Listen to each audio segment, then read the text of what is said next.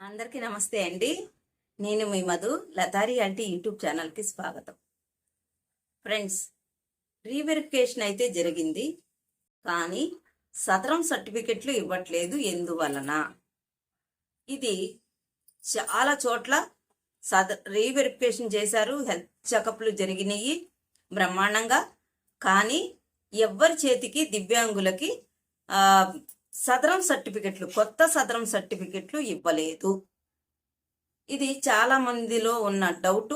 ఎందువలన ఇవ్వట్లేదు దివ్యాంగులకి సదరం సర్టిఫికెట్లు? వెరిఫికేషన్ అయిన వాళ్ళకు కూడా సదరం సర్టిఫికెట్లు ఇవ్వలేదు. ఓకే, ఇది ఒక క్వశ్చన్. మళ్ళొచ్చేసి దివ్యాంగులకు ఈ నెలలోనే మళ్ళీ పెన్షన్లు ఇవ్వబోతున్నారు. ఎప్పుడు, ఎవరికి ఇస్తారు? ఓకే, ఇది ఒక ప్రశ్న. అట్లాగే మన దివ్యాంగులందరికీ చాలా చోట్ల చాలా రకాలుగా అన్యాయాలు జరుగుతూనే ఉన్నాయి. దీన్ని ప్రశ్నించే వాళ్ళు ఎవరు లేరా? ఎందుకు మన దివ్యాంగుల్నే టార్గెట్ చేశారు? ఏ రకంగా టార్గెట్ చేశారు?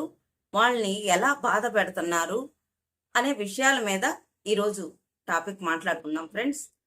అట్లాగే నాకు చిన్న రిక్వెస్ట్, మరైతే మన లతా రియాలిటీ యూట్యూబ్ ఛానల్ కొత్తగా చూస్తున్న ప్రతి ఒక్కళ్ళు ప్లీజ్ అండి, నన్ను చాలా బాగా సపోర్ట్ చేస్తున్నారు. I'm so happy.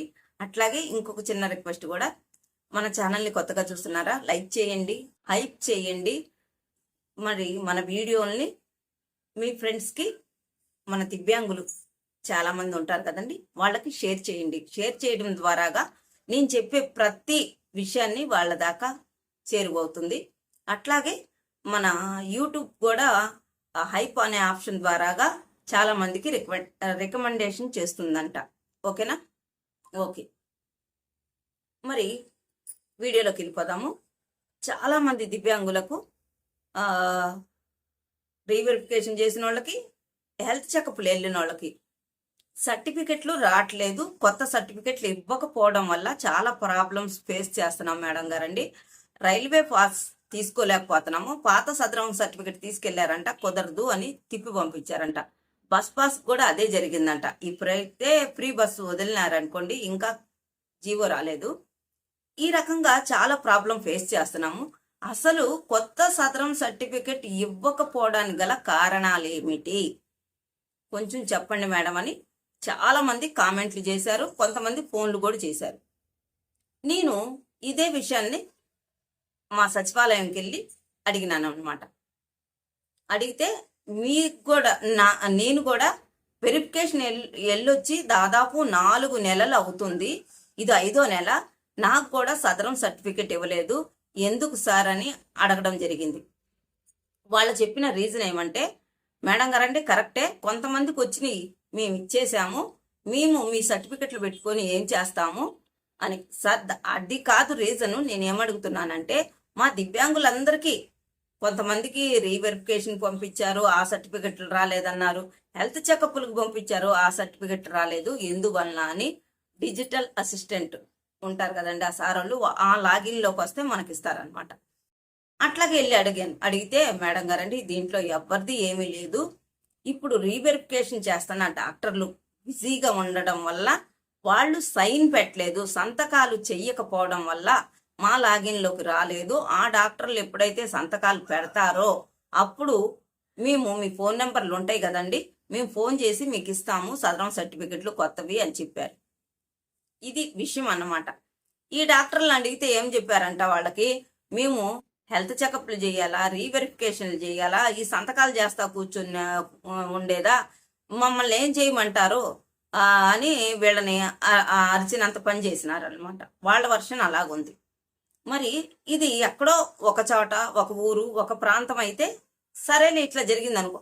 అన్ని చోట్ల దివ్యాంగుల సదరం సర్టిఫికెట్ని ఇవ్వకుండా ఇట్లా తొక్కి పెట్టేయడం కారణం ఏంటి? రీజన్ ఏంటి? ఒక డాక్టర్ బిజీగా ఉండొచ్చు, 2 డాక్టర్లు బిజీగా ఉండొచ్చు, 10 మంది డాక్టర్లు బిజీగా ఉండొచ్చు, ఒక్క ఊరిలో బిజీగా ఉండొచ్చు, అన్ని ఊర్లో బిజీగా ఉండారా?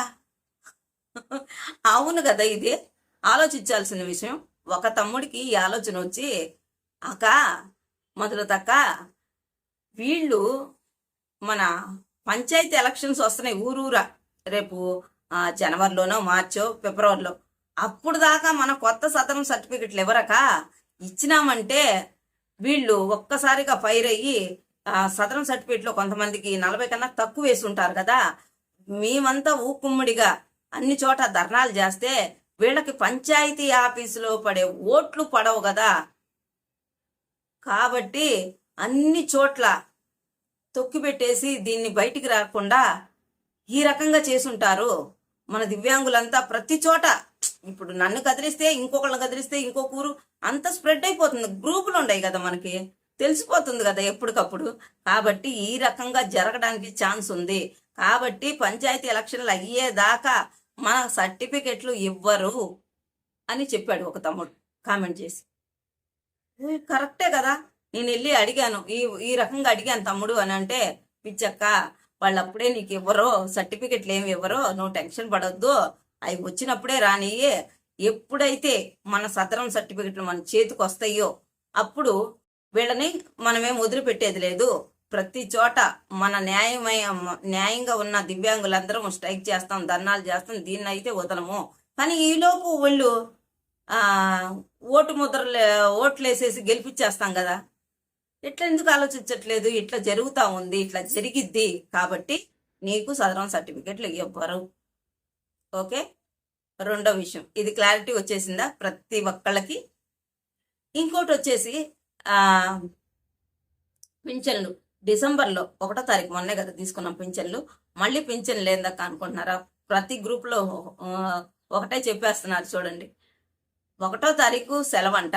కాబట్టి 31 డిసెంబర్ 31వ రోజే మన పింఛన్లన్నీ మన ఇళ్లకే వచ్చి పనిచేస్తే 1వ తారీఖు పండగ చేసుకుంటాం. వాళ్ళు ఇచ్చే పింఛన్తో మనం పండగ చేసుకొని హ్యాపీగా ఉంటామని చెప్పేసి వీళ్ళ ఆలోచనతో వీళ్ళు అన్ని చోట్ల మన ఎవరెవరైతే మనకు ప్రతి నెల పింఛన్లు ఇస్తున్నారో వాళ్లే మన ఇళ్లకు వచ్చి ఇస్తారంట. ఇదొక న్యూస్. ఓకేనా? మరి ఈ న్యూస్ కరెక్టా కాదా అంటే కరెక్టే అని చాలా మంది చెప్తున్నారు. నాకు కూడా వచ్చింది 31వ తారీఖు. ఈ నెలలో తీసుకున్న వాళ్ళకి, ప్రతి నెల తీసుకుంటున్న వాళ్ళకి కూడా ఈ నెలాఖరికంతా మీకు పింఛన్లు మీకు చేరుతాయి, యథావిధిగా చేరతాయి. వీడియోస్ కావచ్చు, డప్పు కళాకారులు కావచ్చు, ఒంటరి మహిళలు కావచ్చు, ఎవరెవరికి ఇదివరకు ఆర్తో మన దివ్యాంగులకు కావచ్చు, ప్రతి ఒక్కళ్ళు తీసుకుంటున్న ప్రతి ఒక్కళ్ళకి నిలపకుండా ఈ నెలాఖరు 31వ తారీఖు పింఛన్స్ డిస్ట్రిబ్యూషన్ చేస్తారు. ఇదండి పింఛన్లకు సంబంధించిన న్యూస్. ఇంకొకటి వచ్చేసి సదరం సర్టిఫికెట్లకు సంబంధించింది, పర్సంటేజ్కి సంబంధించింది, సచివాలయం వాళ్ళు చెప్పింది, డాక్టర్స్ చెప్పింది, అందరూ చెప్పిన న్యూస్ వచ్చేసి ఇవి. మీ క్వశ్చన్లకి నా ఆన్సర్స్ నేను వెళ్ళి సచివాలయంలో వెళ్ళి కనుక్కుంటే నాకు డిజిటల్ అసిస్టెంట్ సార్ చెప్పిన విషయం.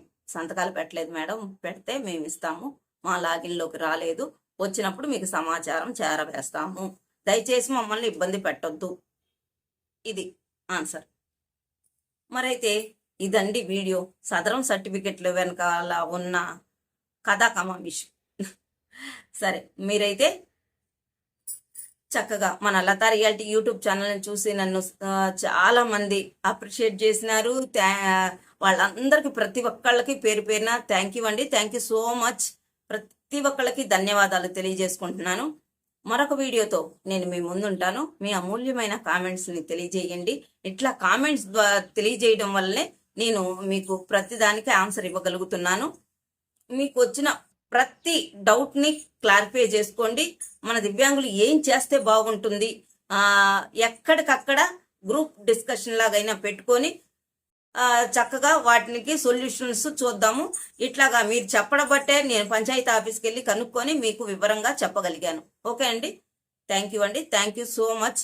Thanks for watching.